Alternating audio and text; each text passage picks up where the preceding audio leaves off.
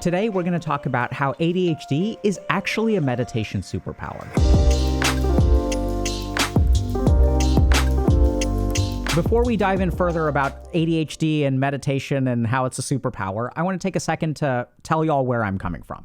So I'm Alok Kanojia, also known as Dr. K. I studied for about 7 years to become a monk and then ended up going to med school and becoming a psychiatrist. So a lot of what we're teaching y'all today is sort of a combination of these perspectives. If y'all want more information on ADHD or meditation, we've got plenty of videos on our YouTube channel. And we also have Dr. K's guide to ADHD and doing stuff. So if y'all are interested, y'all can check that stuff out. Now, if you're listening to this, you're probably like, oh my God, what clickbait, man? What are you saying? ADHD is not good at meditation. It makes it so hard. Because honestly, that's our experience, right? So we sort of think that meditation is sitting there and focusing on something incredibly boring, like my breath. And I'm just going to observe the breath. And after all of like 6 seconds, if you've got ADHD, you're kind of bored with that. And honestly, I was super bored with it too. When I first started learning meditation, I found it to be incredibly boring. But that's not because meditation is incredibly boring, or even that my mind wasn't strong enough to be able to meditate properly, because that's what we think too, right? If you've got ADHD or if you're someone who's bad at meditating, you think that, okay, if I practice this long enough and I keep doing it, eventually my mind will improve and then I'll be able to focus and then it'll be fun. But that's not actually how it works. It's a bunch of BS. If you find meditation to be boring, that's because the kind of meditation that we have all learned is for neurotypical people. So let's think about this for a second, okay? So there's been an explosion of mindfulness, and mindfulness is not actually meditation. If we sort of look at what has exploded and what everyone has access to, whether it be like apps or whatever, and this kind of person is teaching mindfulness and mindfulness, why has that spread? So the things that are naturally going to spread in our society are things that are good for neurotypical people, because the majority of us are neurotypical. But if you stop and really examine what true meditation is, the most advanced forms of meditation, if you have something like ADHD, you may actually find that you have an advantage at those forms of meditation. Now, you may be wondering, what do you mean advanced forms of meditation? So there's this place in the world called the Himalayas. And in the Himalayas, there are caves. And in the caves, there are people who sit there and meditate for 30, 40, 50, even by some people's claims, hundreds of years. Now, the question is, what on earth are those people doing? Are people who sit in caves in the Himalayas just observing their breath for like 30 years at a stretch? And the answer is absolutely not. This was not something that I understood until I actually went there and learned from some of those people. And that's when I discovered what real meditation is. Now, if we want to really understand what real meditation is, let's start by understanding this whole mindfulness thing. So mindfulness is based off of the Zen tradition, okay? So the Zen or the Buddhist tradition is it's a very, very strict, kind of straightforward, kind of really hardcore form of meditation. Just to give you all an example, a common Zen practice is for Zen masters to walk around and smack disciples with bamboo switches or sticks. This is part of the practice. So the whole point of Zen is we're going to sit there and we're going to brute force our way to enlightenment. And as part of this track to enlightenment, we need to learn things like let go of expectation and to learn acceptance, right? This is the kind of crap that we all talk about. Learn to accept, don't expect things, live life the way it is. And that's really hard to do, which is why what Zen masters figured out is the most efficient way to teach people, which actually involves a mild form of physical abuse. So what Zen masters would literally do is you're sitting there meditating and the Zen master smacks you with a stick.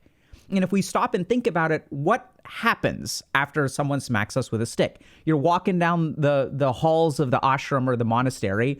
Boom, Zen master jumps out of the bushes and smacks you with a stick. You're sitting there eating your food or trying to cook for everybody else, and Zen master pops out, smacks you with a stick. And so if you sort of think about it, what happens? So the first thing that happens if you get smacked by a stick a couple times, you get really angry, but you can't really do anything about it, right? And then what happens is you start to like fear the stick. So around every corner and bush, you kind of like you're like, oh my God, is the Zen master there? Is the Zen master there? And the Zen master, these guys are real bastards, okay? They leave you alone for like a month. So then you kind of calm down. And then like once your guard is down, they're like, smack you with a stick. This is literally a part of the Zen tradition. And so eventually what happens is the only thing that you can do, because anticipating it doesn't work, because these people have been smacking people with sticks for like 20 years, okay? So they're like better at it than you are. Sort of anticipating it doesn't work. And then eventually what ends up happening is you sort of realize as a Zen disciple that there's nothing I can do to stop the master from smacking with a stick. And if you really stop and think about it, it's not like he's smacking me with a stick for like 24 hours a day. He just kind of jumps out occasionally and smacks with a stick. It's a bamboo switch. It doesn't really cause lasting damage. It's kind of annoying. So eventually I'm going to just learn to ignore him. I'm going to treat the Zen master like a mosquito that bites me. And when you do that, you've kind of advanced in the Zen tradition. That's the whole point, is to sort of let go of all of your expectations and just accept whatever comes. Now, the problem is that by today's standards, this is considered physical abuse, right? If I opened a monastery and I was like, yeah, well, I'm going to teach y'all to meditate, and by the way, I'm going to be smacking you with a stick, you're going to be like, no, that's not for me. So what's happened is that this is originally the tradition that mindfulness came from.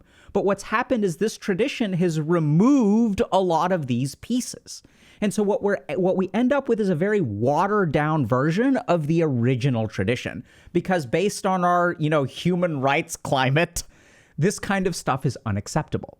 And so what we sort of end up with is this super watered down version of mindfulness where we're just sitting there and like observing our breath and like we've got an app and maybe we'll do some visualizations. That's not what the people in the Himalayas are doing. So with this watered down version, if we're sitting there and observing the breath, if you've got ADHD, you're going to get bored. So if we look at the brains of people with ADHD, there are a couple of features which we think of as disadvantages, but they're only disadvantages unless we're meditating in the right way. So the first thing is that people with ADHD love novelty, right? You like new things. If there's something new there, your mind is going to be super excited about it. If you try to do the same thing over and over and over again, your mind is going to wander and you're going to get bored of stuff. So if we sit down and try to do a standard mindfulness practice, we're basically told to do the same damn thing that is really boring over and over and over again, which works great if you're neurotypical, but really sucks if you have ADHD. The second aspect of ADHD, which makes it really hard for us to meditate normally, but is actually a superpower if we meditate in sort of this Himalayan master way, is that we're highly, highly distractible, or we're highly, highly sensitive to small things. So this is really important to understand. So if I'm sitting there and trying to study and I've got ADHD, we think of this as distractibility, right? So in the psychiatry pathology model, we take an aspect of your mind and we say you're sick because you can't study. And we want everyone to be able to sit there and read a book. But this is neither good nor bad. This is just how your mind works. So whereas most people can sit there and just read the book and there are all kinds of sounds and there's like a bird that flies by and someone is walking over here, our mind is able to focus. Now, if we have ADHD, what happens is our mind is what we call distractible. But I'm going to change that. What we really have is a mind that's highly sensitive.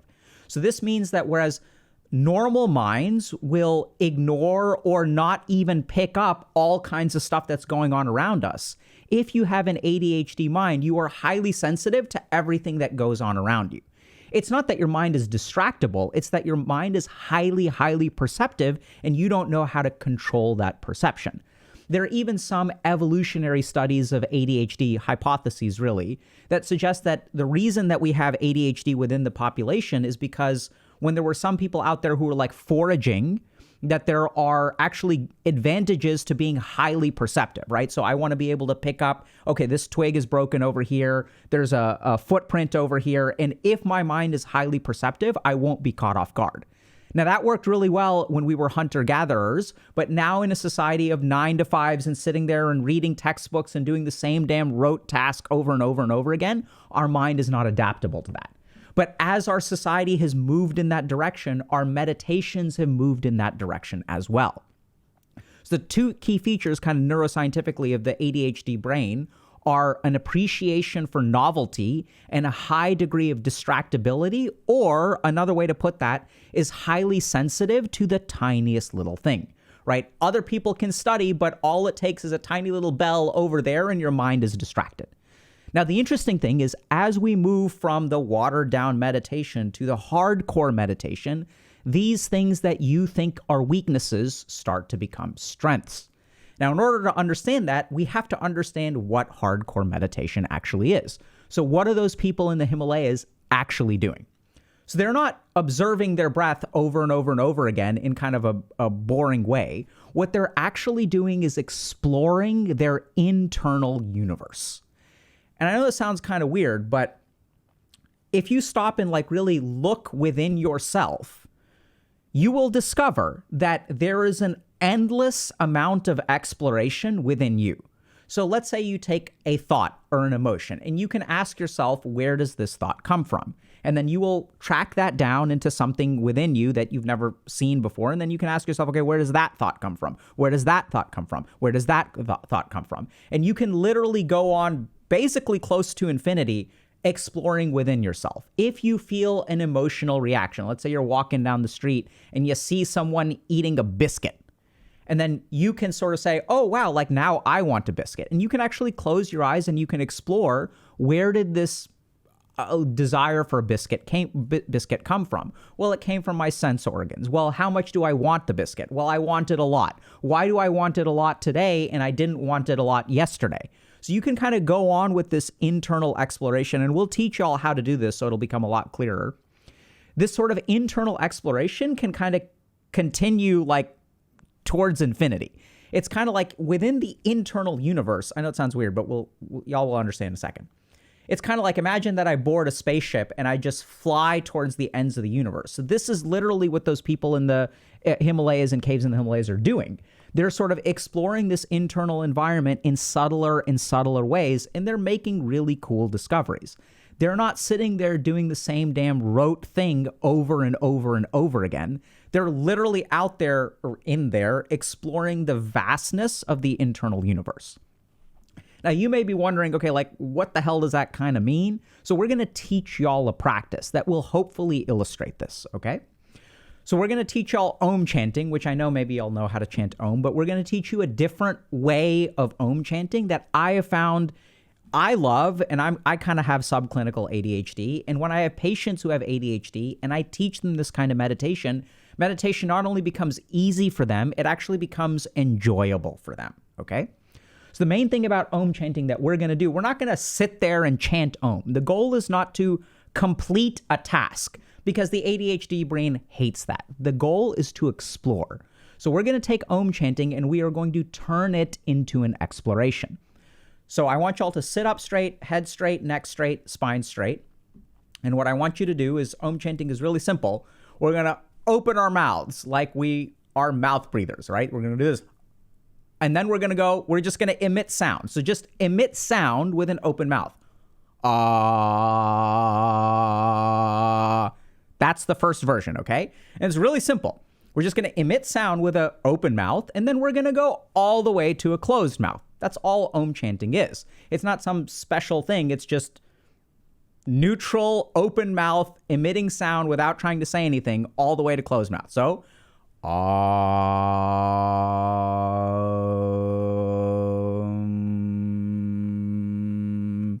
and that's what Aum Chanting is. If you literally look at the actual translation of Om, it's not O-M, it's A-U-M. And why is that? It's because with a completely open mouth, with a half open mouth, and then with a fully closed mouth, that's what Aum Chanting is. So we're going to go from start to finish, A through U all the way to M. And we kind of want to do it in a gradual way. So we want the whole thing to maybe last 9, 10, 12 seconds, something like that. So we're going to open our mouths, do it with me.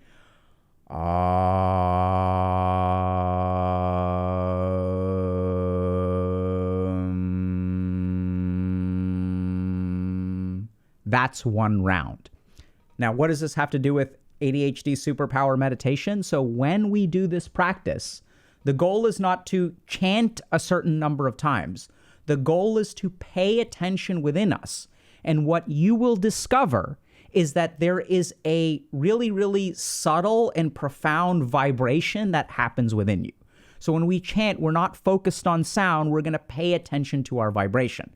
So now we're going to close our eyes. We're going to chant one more time, okay? And what I want y'all to do is pay attention to how the sound travels through your body. So close your eyes, open your mouth, deep breath in.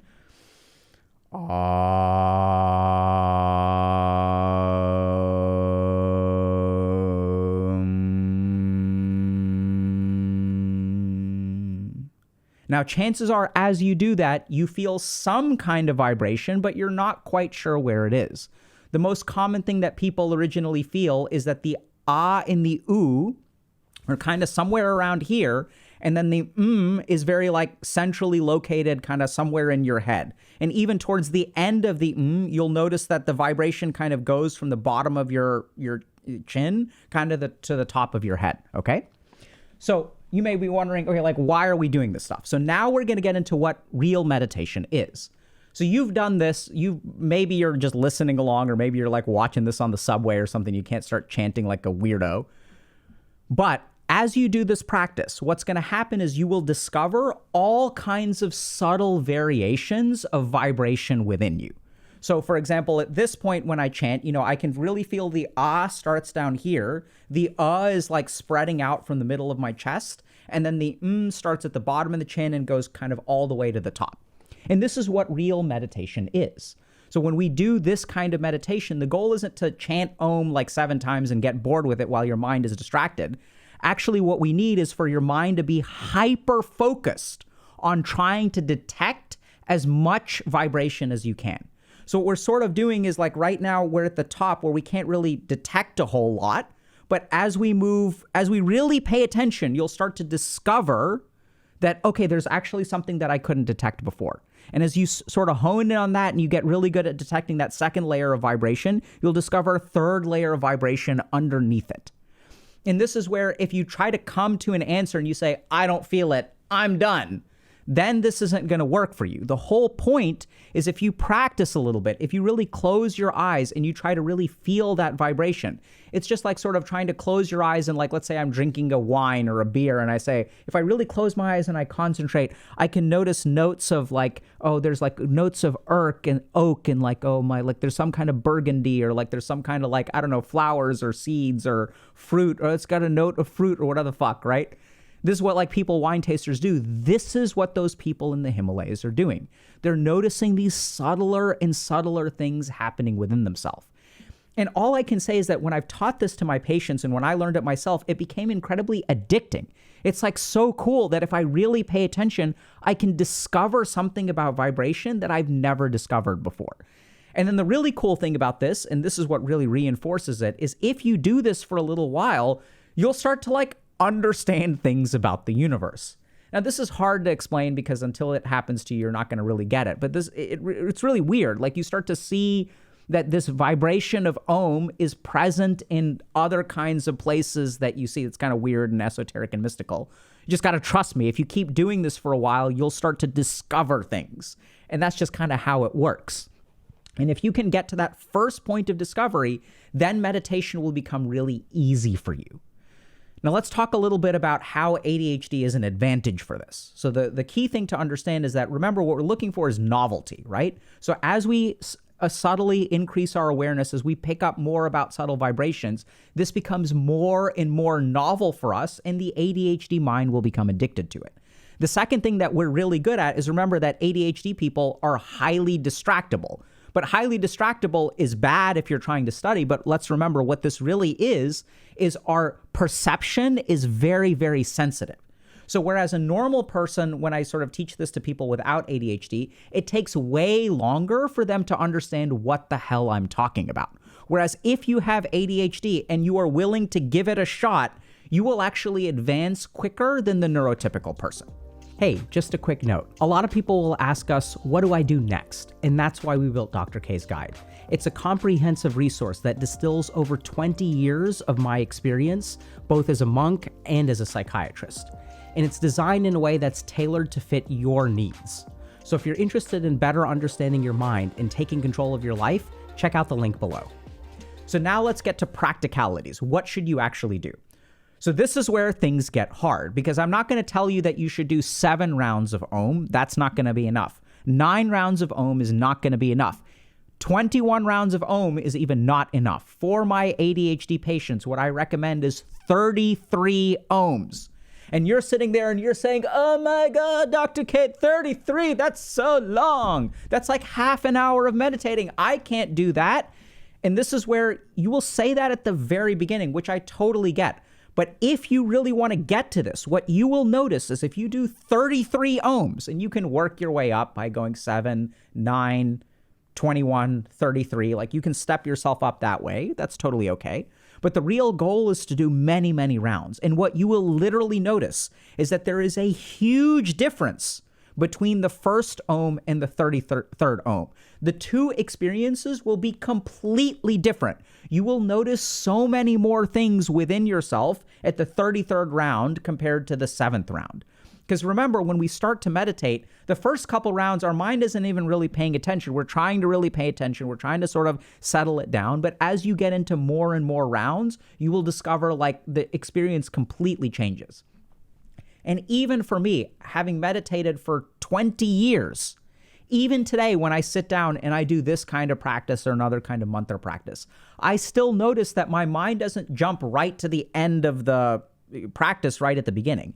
Even when I chant Aum today, it takes me 5, 7, 9 rounds to really get into it, which is just sort of how the practice works. So I know that a lot of people out there think that ADHD, like, they suck at meditation. And your experience has been that meditation is hard because you can't force your mind to focus. And then you look at all these scientific studies that say that, yeah, like it trains your frontal lobes and then you're kind of like practicing focusing. And all that crap is true. But the key thing to understand is that the meditation that we practice today is actually a watered down version of a tradition that used to be so much more robust. This is like the difference between a cocktail and a mocktail. It's the same drink, we're just taking out all the alcohol. Which is the point of a cocktail? When we look at the Zen tradition, it used to be a complete tradition. And then it got kind of watered down and turned into an app and turned into a subscription service and became a business model that private equity companies and VC companies are like investing in because everyone's into meditation. The true spirituality of the practice has been completely annihilated. And why is that? It's because you've got meditation apps that are competing. And if they're competing, they realize, oh my God, if I make this too hard for someone is going to unsubscribe from my subscription service and they're going to sign up for someone else who makes it easier for them. So we're going to pretend that we're meditating and we're going to help people feel good about themselves, but we don't actually care about your spiritual growth. Whereas a Zen master who's smacking you with a stick is actually invested in your spiritual growth. They don't care whether you come or go because you're not paying them anything anyway. So our whole system of meditation has been bastardized by all this crap going on. And if this is the reason that you think you're bad at meditation, it's not that you're bad at meditation. It's that the people who are teaching you meditation don't really know what they're doing, right? Their goals are different. Their objectives are different. And it turns out that this happened to me where like I started to meditate and it was really hard. And then someone taught me what actual meditation is. And suddenly I fell in love with it. So remember that if you want to meditate with ADHD, don't do something rote. Explore within yourself. Try to discover as much as you can. And what you will discover is if you give it a shot, because you're not going to know this right away, you'll discover that there are layers of stuff going on within you that are incredibly fascinating. And you could keep on peeling away layers of the onion and like you'll discover all kinds of things, but it's unclear whether the onion ever ends. So I have some ideas about that, but that's where I'm not going to give you the answer. You keep peeling them away and then you let me know what you discover.